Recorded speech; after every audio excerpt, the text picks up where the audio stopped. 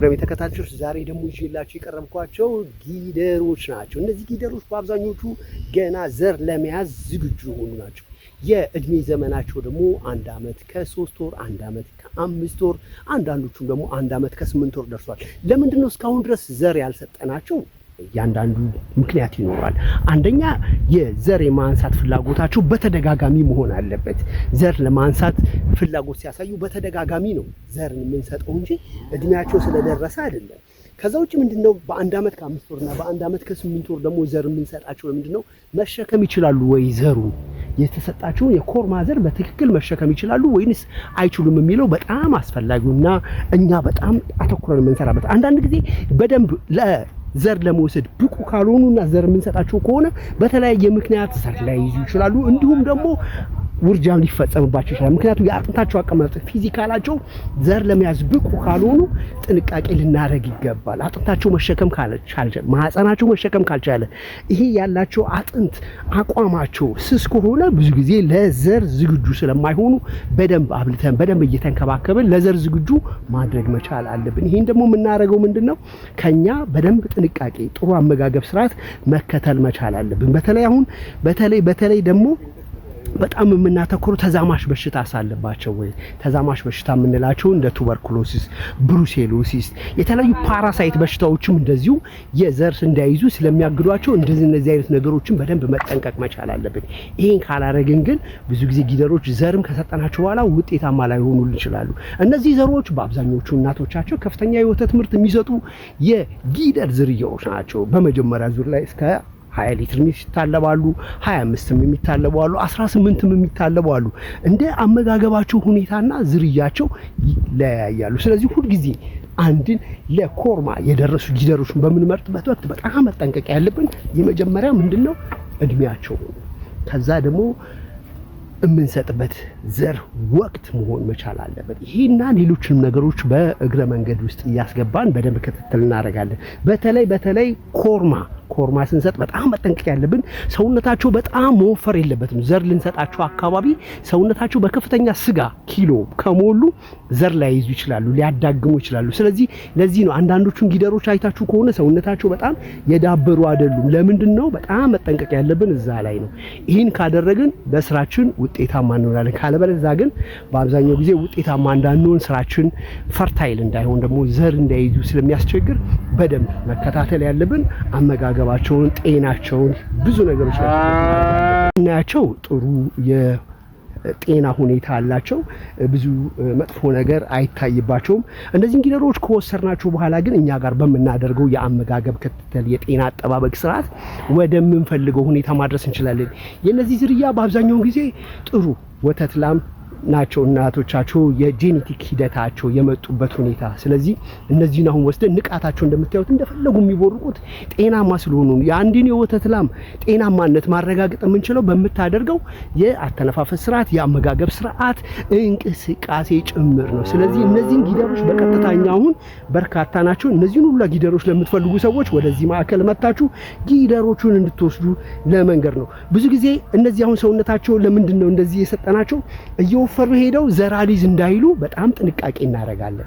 አመጋገብ ላይ በጣም ወሳኝነት አለው። እድሜያቸው በተለይ ከ1 ዓመት ከ5 ወር፣ 1 ዓመት ከ8 ወር ከደረሱ በኋላ የምናደርገው እንክብካቤና አመጋገብ በጣም ወሳኝ አለው። ስለዚህ ብዙ ጊዜ ዘራሊዝም የሚሉት ምንድነው ከፍተኛ የስብ ክምችት በሰውነታቸው ውስጥ ስለሚከሰት እንደዚህ አይነት ነገር እንዳይከሰት በጣም ጥንቃቄ ማድረግ መቻል አለብን። ይሄን የምናደርገው ደግሞ ራሳችሁ ማዕከል ላይ ወስዳችሁ የፈለጋችሁትን የሆልስቲን ፍሪጂያን ዘር መስጠት ትችላላችሁ፣ የጀርሲ ዘር መስጠት ትችላላችሁ፣ የአይሪሽ ዘር መስጠት ትችላላችሁ። ይሄ በምትፈልጉት የክትባት አገልግሎታቸው እዚህ ክትባትን በደንብ ወስደዋል።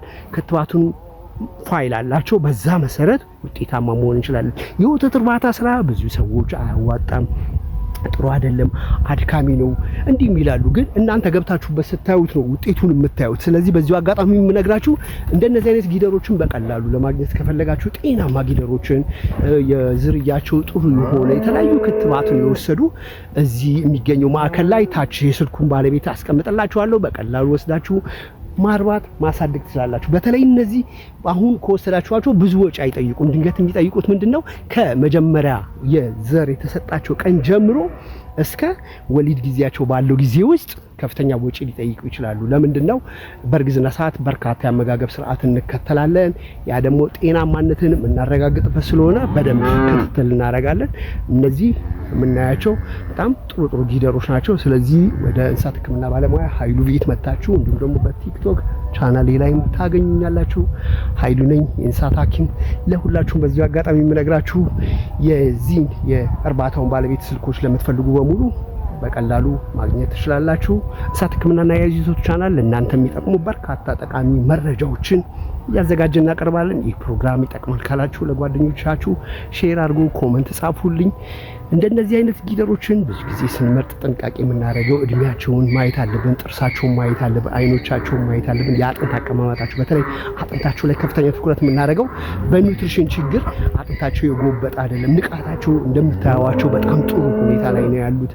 እንደነዚህ አይነት ንቁ ጊደሮችን የትም ቦታ ላይ ስትገዙ ከዚህም ባትገዙ ከሌላ ቦታ ብትገዙ ግን ጥንቃቄ ማድረግ ያለባችሁ ዝርያቸው ላይ ነው። በትክክል የሆልስቲን ፍሪጂያን ናችሁ ስንሰጣችሁ ደግሞ ገና በርካታ የእድገት ደረጃ ላይ ስላሉ ጥሩ ውጤት እንዲያመጡልን ጥሩ አመጋገብ መስጠት፣ በተለይ በፕሮቲን በቫይታሚን በካርቦሃይድሬት የበለጸጉ ሚኔራሎች ምግቦችን በደንብ መስጠት።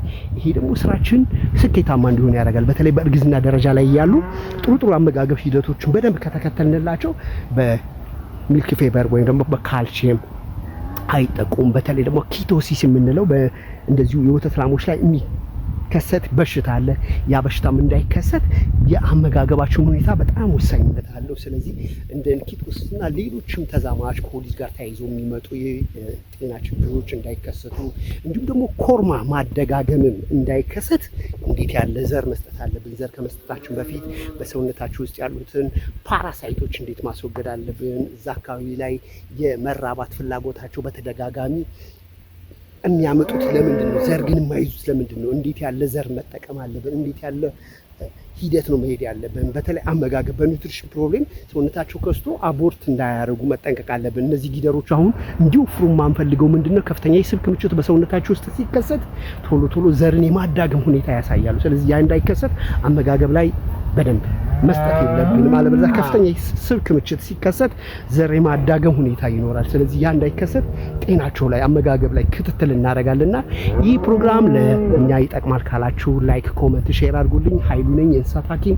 ለእናንተ የሚጠቅሙ በርካታ መረጃዎችን ዛሬ ይዤላችሁ ቀርብ ያለው።